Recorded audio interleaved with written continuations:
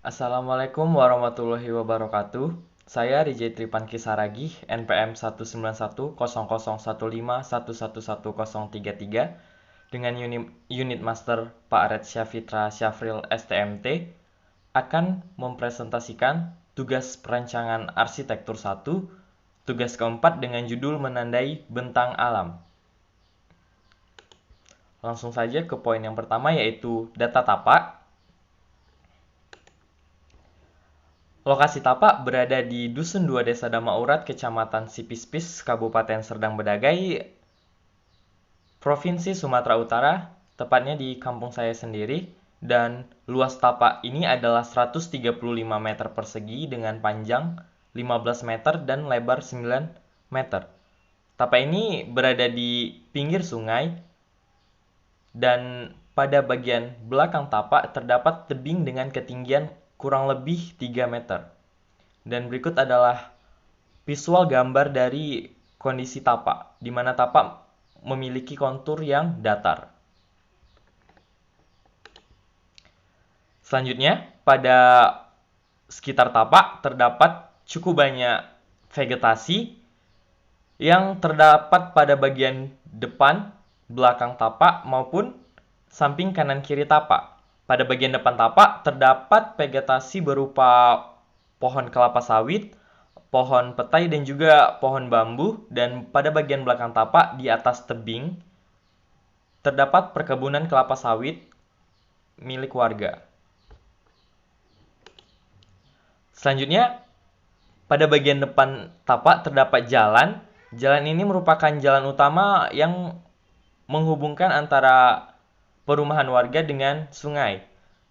Dan berikut adalah visual gambar dari kondisi jalan yang terletak di depan tapak.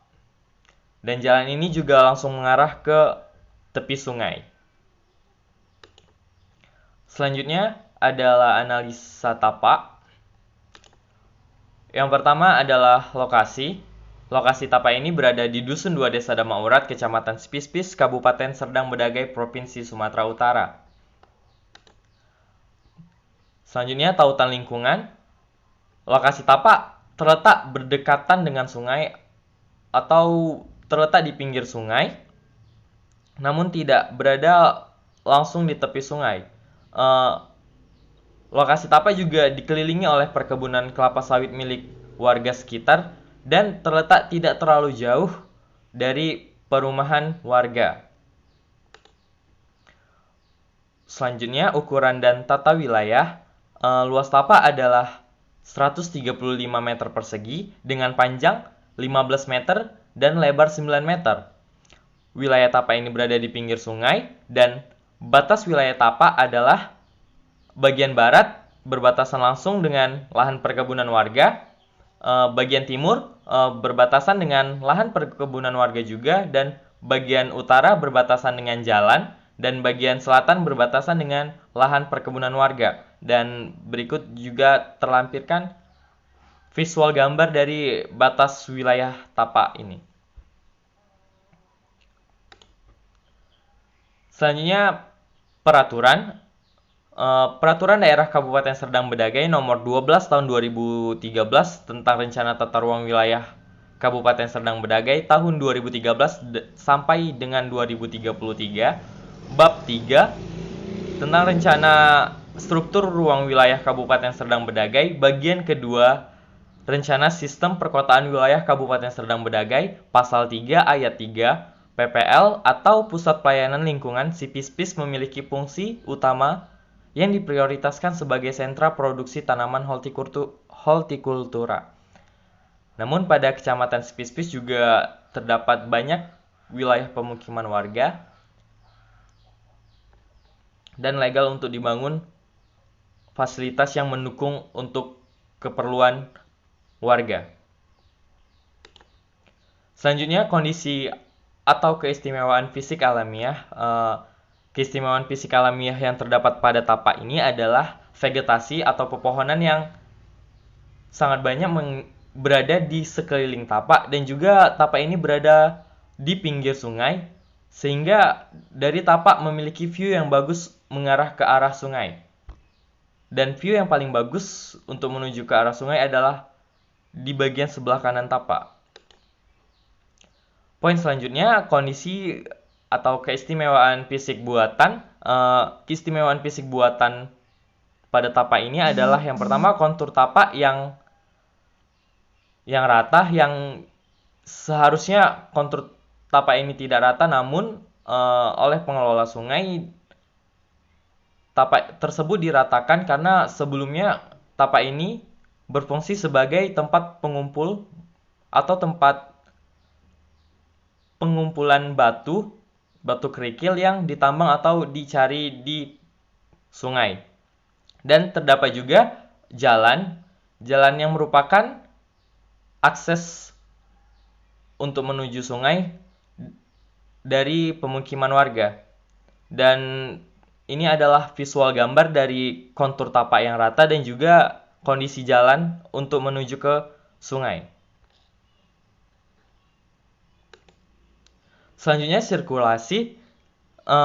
Sirkulasi yang terdapat pada sekitar tapak ini adalah jalan lingkungan yang menghubungkan sungai ke pemukiman warga. Kondisi jalan untuk menuju sungai merupakan jalan yang berbatu dan juga tanah, dan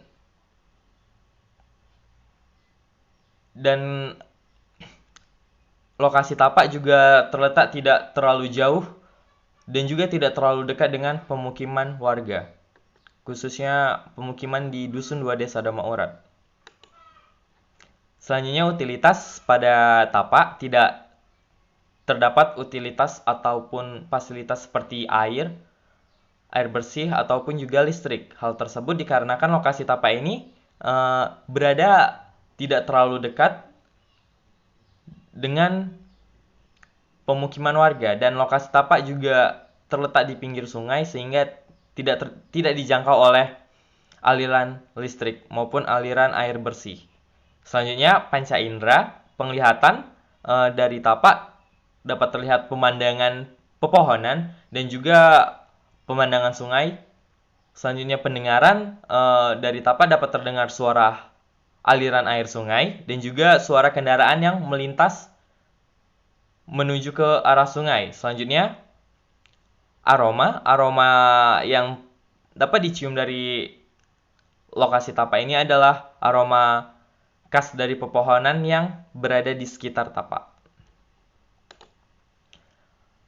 Selanjutnya, iklim. Iklim di Desa Damaurat adalah iklim tropis dengan curah hujan yang signifikan sepanjang tahunnya. Menurut data dari Kabupaten Serdang Bedagai yang diambil dari pengamatan stasiun Sampali, menunjukkan curah hujan di daerah Kabupaten Serdang Bedagai berkisar antara 78 sampai 297 mm per bulan dengan temperatur udara minimal 23,7 derajat Celcius dan maksimalnya adalah 33,1 derajat Celcius. Dan terakhir adalah manusia dan kebudayaan. Pada umumnya, warga Dusun 2 Desa Damaurat merupakan masyarakat yang bekerja sebagai petani dan juga buruh tani.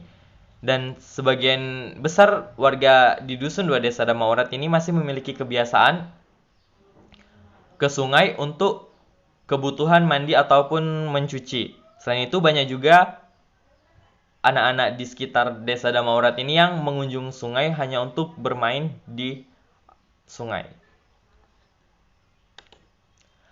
Analisa bangunan. Yang pertama, rencana bangunan.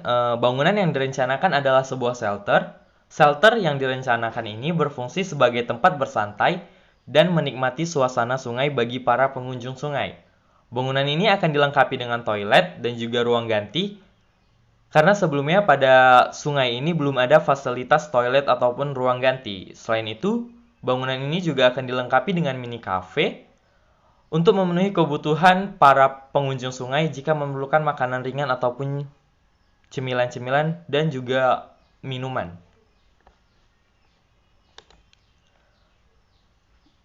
Yang kedua, analisis kebutuhan ruang, dan berikut merupakan analisis kebutuhan ruang berdasarkan kebutuhan pengguna. Yang pertama, ada ruang bersantai terbuka, penggunanya adalah pengunjung sungai. Kegiatan yang dilakukan adalah beristirahat dan bersantai menikmati suasana sungai. Dan ruang bersantai terbuka ini bersifat ruang publik. Selanjutnya, ruang bersantai tertutup. Penggunanya adalah pengunjung sungai. Dan kegiatan yang dilakukan di ruang bersantai tertutup ini adalah beristirahat, bersantai, dan berlindung dari paparan sinar matahari dan juga air hujan. Dan sifat ruang bersantai tertutup ini adalah ruang publik. Selanjutnya, ruang ganti dengan penggunanya adalah pengunjung. Dan kegiatan yang dilakukan adalah mengganti pakaian setelah beraktivitas di sungai. Sifat ruang ganti ini adalah ruang privat. Selanjutnya, ada toilet. Penggunanya adalah pengunjung dan juga pengelola ruang, dan kegiatannya adalah buang air, mau itu buang air besar dan juga buang air kecil, dan sifat ruang dari toilet ini adalah private. Selanjutnya ada mini cafe. Penggunanya adalah pengunjung dan pengelola. Kegiatan yang dilakukan di mini cafe ini adalah berjualan dan membeli makanan dan minuman ringan. Sifat ruang dari mini cafe ini adalah ruang publik. Selanjutnya, prototipe ruang dapat dilihat pada gambar. Terdapat gambaran prototipe ruang yang disusun berdasarkan konsep bangunan dan juga kebutuhan pengguna, dan juga disesuaikan dengan kondisi tapak, di mana kondisi tapak memiliki pola persegi panjang, sehingga ruang-ruang yang dibuat pada bangunan ini juga kebanyakan atau sebagian besar menggunakan pola persegi panjang. Yang pertama ada ruang bersantai terbuka dengan besaran ruang 5 x 7 meter. Selanjutnya ruang bersantai tertutup dengan besar ruang 5 dikali 3,5 meter. Selanjutnya mini cafe dengan besaran ruang 5 dikali 3,5 meter juga, dan ada toilet dengan besar ruang 1,5 dikali 2 meter, dan juga ruang ganti dengan besar ruang 1 meter dikali 2 meter.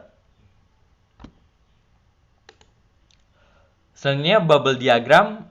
Pada bubble diagram ini, pada gambar yang tersedia dapat dilihat hubungan antar ruang yang dibuat sesuai dengan kebutuhan dan juga kondisi tapak. Pada bubble diagram ini terlihat bahwa bangunan memiliki sirkulasi masuk langsung menuju ke selasar, dan selasar ini terhubung langsung ke mini cafe, tangga untuk menuju ke lantai 2, ruang bersantai tertutup, dan juga ke toilet. Dan untuk toilet dan ruang ganti berhubungan erat, sehingga untuk menuju ke ruang ganti harus melewati toilet terlebih dahulu. Dan mini cafe dan juga ruang bersantai tertutup dibuat saling berhubungan atau berdekatan agar para pengunjung yang berada di ruang bersantai tertutup ini mudah mengakses mini cafe jika memerlukan sesuatu makanan dan juga minuman. Selanjutnya untuk lantai 2 hanya terdapat tangga yang langsung menuju ke ruang bersantai terbuka. Selanjutnya adalah preseden. Pada preseden saya menggunakan 2 bangunan yang dijadikan inspirasi. Yang pertama adalah sebuah bangunan kafe. Di sini saya mengambil inspirasi untuk digunakan di ruang bersantai tertutup dan juga mini cafe, dan ruang bersantai terbuka pada bagian rooftopnya. Sedangkan pada bangunan yang selanjutnya saya menggunakannya pada bagian atapnya yang memiliki bentuk yang miring ke arah kanan dan juga miring ke arah kiri dengan memiliki perbedaan kemiringan, dan saya akan menggunakannya di desain atap pada bangunan shelter nanti yang akan dirancang. Selanjutnya konsep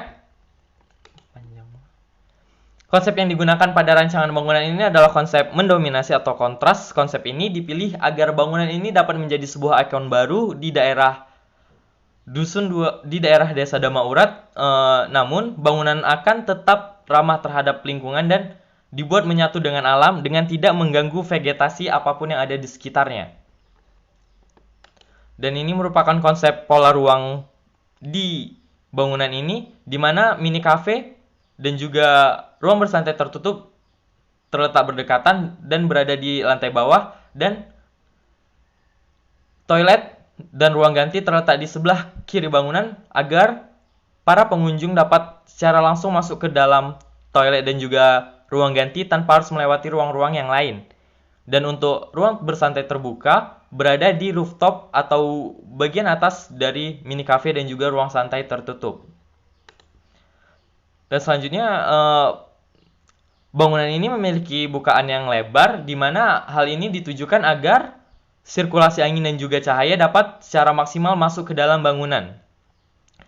Dan juga atap pada bangunan ini tidak memenuhi seluruh bagian bangunan agar pada bagian ruang bersantai tertutup, maksud saya ruang bersantai terbuka di bagian rooftop, dapat masuk sinar matahari secara langsung, sehingga suasana alam yang ada di sekitarnya lebih masuk secara langsung. Selanjutnya gambar desain.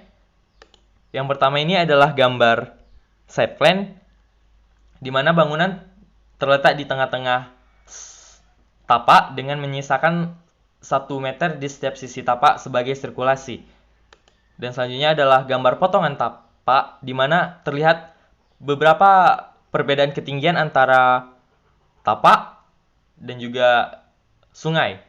Dan pada bangunan ini tidak mengubah sedikit pun kontur tanah yang ada di sekitar tapak.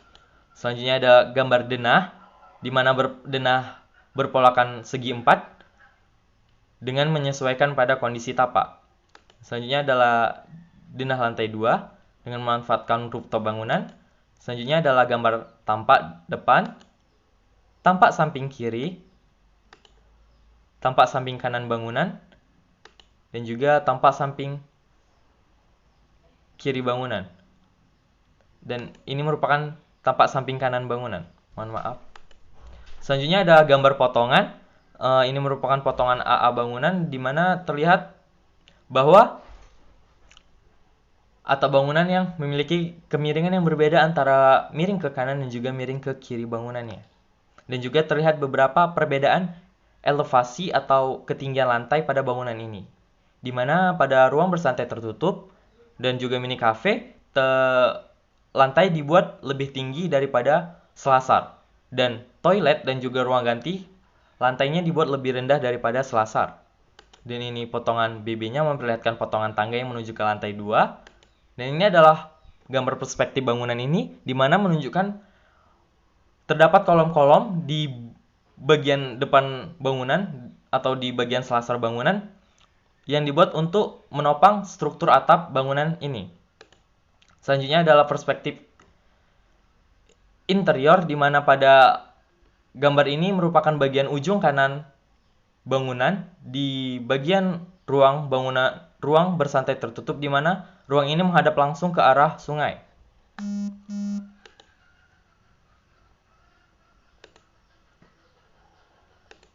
Selanjutnya adalah gambar exploded axonometry, di mana pada gambar ini terlihat potongan-potongan dari bangunan, di mana bahan utama pada bangunan ini adalah bahan beton dan juga kayu, di mana dengan pemilihan bahan tersebut ditujukan agar bangunan ini dapat lebih menyatu dengan alam di sekitarnya. Dan juga terlihat dinding-dinding pada bangunan ini menggunakan dinding beton dan juga rangka atap, pagar di lantai 2 dan juga railing tangga menggunakan bahan kayu. Dan ini merupakan gambaran maket dari bangunan yang dirancang.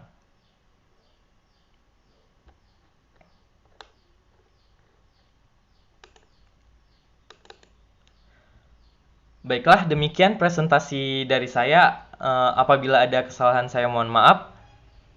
Saya akhiri dengan wabillahi taufiq wal hidayah. Wassalamualaikum warahmatullahi wabarakatuh.